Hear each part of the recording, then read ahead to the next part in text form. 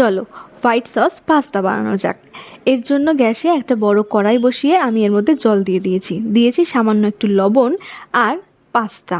আমি এখানে স্প্রিং পাস্তাটা নিয়েছি। পাস্তাটা সিদ্ধ করার সময় এর মধ্যে অল্প একটু সাদা তেল দিয়ে ভালো করে সেদ্ধ হয়ে গেলে এটাকে জল ঝরিয়ে নেব।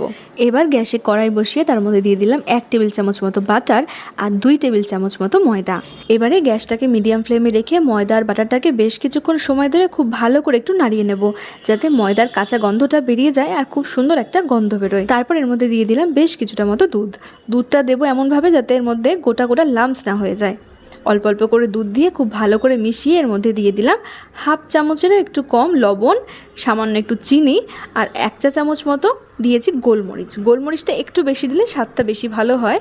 আর এর মধ্যে দিয়ে দিলাম সিদ্ধ করে রাখা পাস্তাটা দিয়ে বেশ কিছুক্ষণ একটু নাড়িয়ে চাড়িয়ে দিয়ে দিলাম ছোটো ছোটো করে কেটে রাখা বেশ কিছুটা চিজ। তোমরা চাইলে অবশ্যই এখানে মজেরেলা চিজও ব্যবহার করতে পারো, সেটা আমার কাছে এই সময় ছিল না, সেই জন্য যা ছিল সেটা দিয়ে ভেতরে দিয়ে দিয়েছি। তাহলে খুব সহজেই তৈরি হয়ে গেল আমাদের হোয়াইট সস পাস্তা।